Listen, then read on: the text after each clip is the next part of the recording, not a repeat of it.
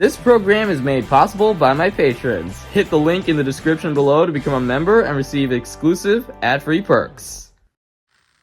Hello everyone! We have now reached the tail end of 2025, and as we all know, this year marked the 80th anniversary of the Railway series, the book series that Thomas and Friends the Show was based on. And man, this was one of, if not the greatest time to be a Thomas fan. We got so much amazing stuff this year. And I thought it would be fun to do a similar video to the one that I did for the 70th anniversary, and walk you through everything we got for the 80th in 2025. Is the 80th anniversary the best anniversary year we've gotten yet? Is it better than ones like the 70th? Let's dive in. Here are the highlights of the 80th anniversary of Thomas and Friends.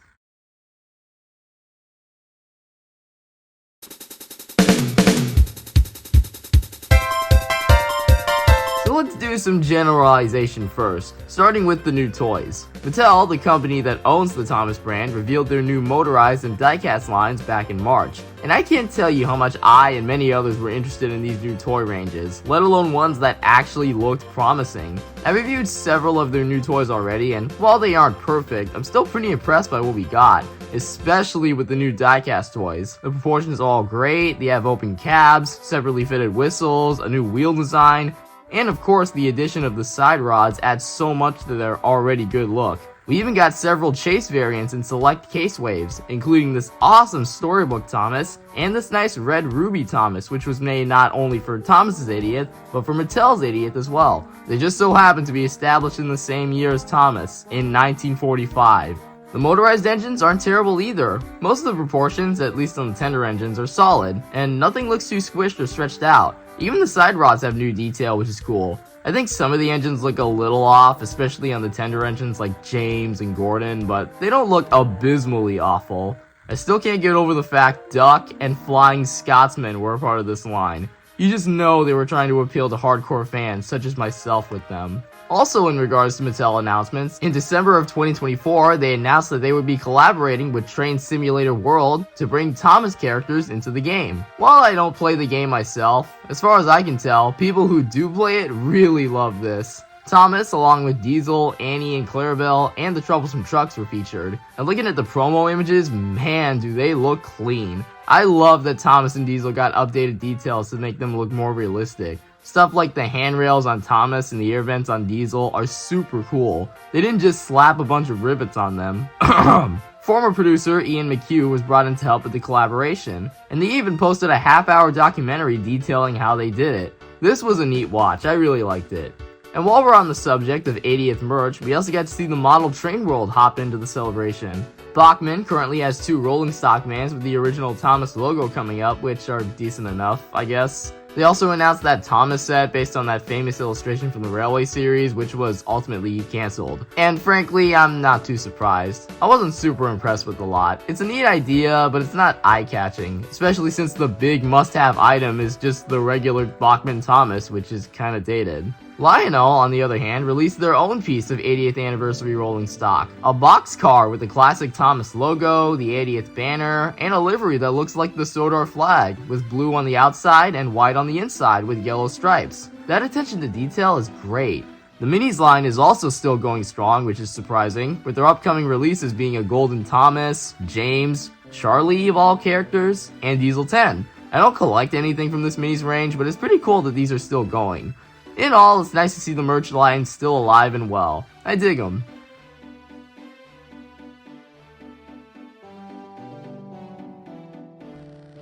Overseas, Japan went all out for the 80th. They released a microsite earlier this year entirely dedicated to it that takes the viewer on a scroll through the show's history, as well as a special poll, a vote for the most popular characters of the series. They posted the midterms in January, and the poll closed later in February. The top 5 final results were Railway Series Thomas, Oliver, Model Series Thomas, Duck, of course, and Edward. They also held a special World of Thomas exhibition in the Kyoto Railway Museum from March 15th to May 6th. I'd be lying if I said I wasn't a little disappointed to not be a part of this. We've gone to Japan almost 3 times in a row, and I've wanted to see just a glimmer of something from the actual TV show. But of course I find out about this after it's over. but from the pictures I saw on the Thomas Wiki page, it looked really fun, complete with original Railway series illustrations, storyboards and scripts, props from the actual TV series, and the official CGI renders, all of which are very cool.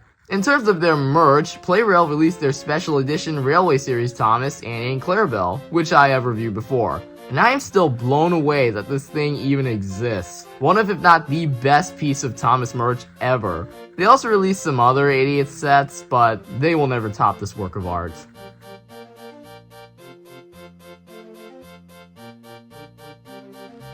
Now let's get into the more nitty-gritty details. Earlier this year, in honor of the anniversary, there was a huge online auction on the prop store website. An array of props from engines, humans, and vehicles were set up for this, and gave fans a chance to have a go for something from the show to earn. An actual real-life model prop that was used during the show. As of the time I'm writing this, nearly 207 props from Mattel storage are now scattered all over the world, with many finding their ways in the hands of several members of the Thomas fandom. I really like the idea of this auction, way better than them just sitting in storage and collecting dust. I only wish I was able to grab something from this bunch, at the very least one of the background humans, but oh well. Speaking of auctions, later in August we got another one, entirely themed around everything from Britt Allcroft, the creator of the Thomas series, and her estate. This included concept art from Magic Railroad, production photos, and of course, episode scripts. Easily the biggest highlight of this auction was the original episode scripts, more specifically the ones from Season 5. 22 of the original first drafts of the episodes from director David Mitton. Without a doubt, the biggest takeaway from the script lot was one that never made it into the actual series, and that is of course, James and Super ED, in which James causes an accident, leading Sir Topham Hatt to bring in a faulty Diesel to take over. He gets hit by lightning, which causes him to gain superpowers. The Diesel becomes instantly strong and powerful until one day when he's about to take the express, when another bolt of lightning bounces off Gordon's buffer and zaps ED, causing him to lose his powers. Originally planned as the 11th episode of the 5th season, it was scrapped by Britt Allcroft due to its unrealistic and over-the-top premise. And if you look at the script photo, there is a giant line drawn across it, and yeah, I can totally understand why. Granted, the show would dip their toes in unrealistic territory much later on, but I still can't believe they actually went this far. I mentioned in a YouTube post that I want to remake this episode with some heavy critiques of the story to make it less cartoony, and that will be coming eventually, maybe, hopefully. But all in all, I love that we got this auction, especially when it comes to the scripts. I think they had an extra glimpse into the production of Thomas and Friends. And it feels like only yesterday that we got that sick as hell behind the scenes footage compilation, also from Season 5. Win-win in my books.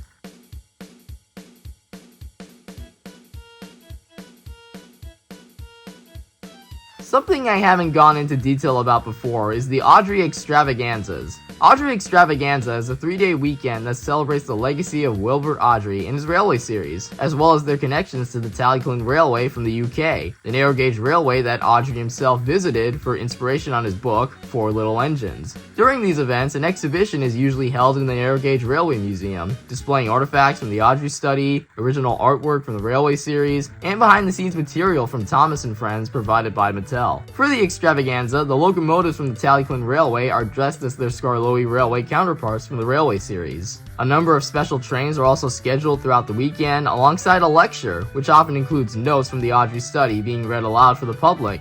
They have held 5 events as of 2025, the 5th of course being held this year between July 18th and 20th, coinciding with the 80th anniversary, and is the final Awdry Extravaganza event for the foreseeable future. From what I saw, everyone had a blast with this. They showcased props from the original series. Hello! And the engines were all dressed up as the Skarloey engines. They even got a dressed up George the Steamroller and Mike the miniature engine. It makes me so happy seeing Thomas fans come together for such a fun event, and that the love for this series isn't dead. And many will tell you how they found their interest in real-life steam locomotives through watching Thomas. It's here that they also released this, a special retelling of the railway series story, Sir Handel. This is the first ever recreation of a Thomas story done with real-life working trains and people. The Tallyclin Railway came together to film this beautifully crafted adaptation of the Sir Handel story using their actual Sir Hayden as the title character. It also uses archived recordings from Wilbert Awdry's narration, it has an original score, everything is so well edited and filmed. Truly one of, if not the biggest milestone for the Thomas fandom. And Flying Pringles Project Tiger Moth, aka The Glory Days, was awesome too, for being an entirely fan-made episode filmed with recreations of the original models. I love this thing so much, and I'll put a link to it down below for you to check out as well. Speaking of Awdry, new copies of Sodor Reading Between the Lines dropped on Amazon. This is an information book about the Railway series and Sodor, written by Christopher Awdry, the son of Wilfred Awdry, and published in 2005, covering more of the history and lore of the Railway series, expanding on the Thomas universe, and answering questions about the series, its characters, the Awdry family, etc. This year, it was republished in honor of the 80th anniversary of the Railway series. Copies of this can be found on Amazon, so of course I'm jumping on that train. No pun intended.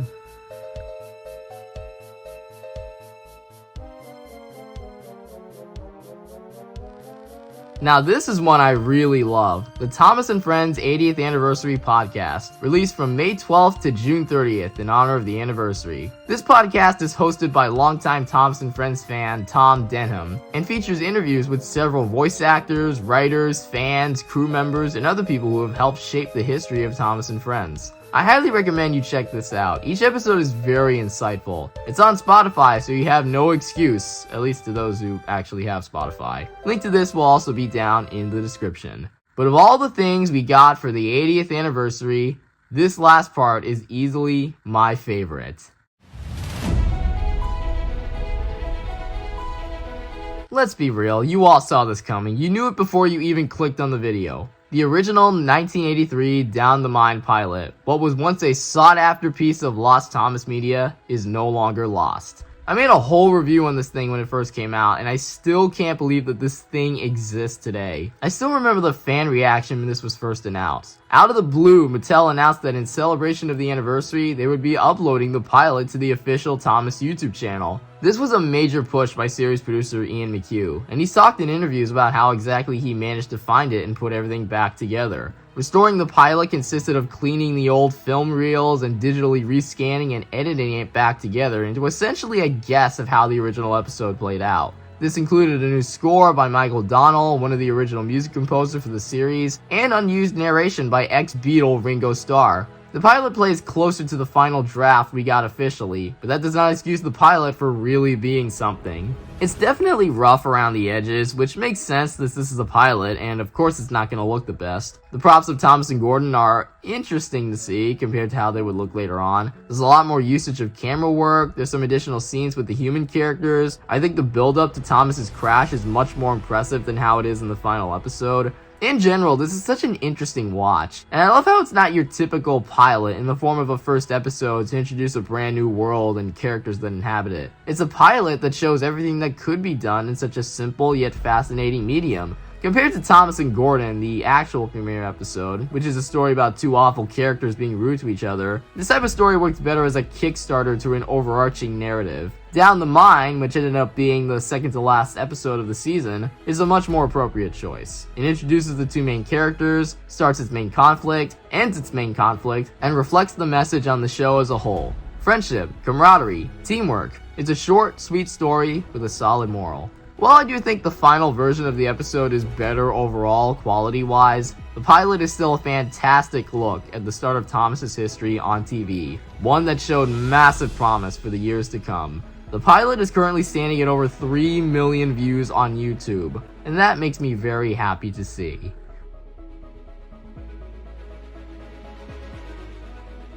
So, now brings us to the question, is the 80th anniversary the best anniversary year we've gotten yet?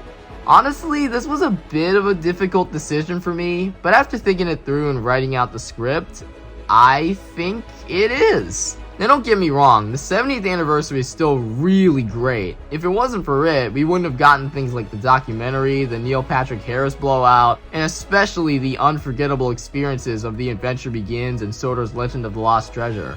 However, I think the 80th trumps the 70th for a number of reasons. This is the one year that, for me, felt the most special out of any anniversary year we've gotten in the past. And it truly felt like everyone wanted this to be as good as it possibly could. And you can see that effort in the merchandise, the auctions, the fandom celebrations, and of course the reveal of the no longer lost pilot. That alone makes this the best anniversary year we've ever gotten, and probably will ever get.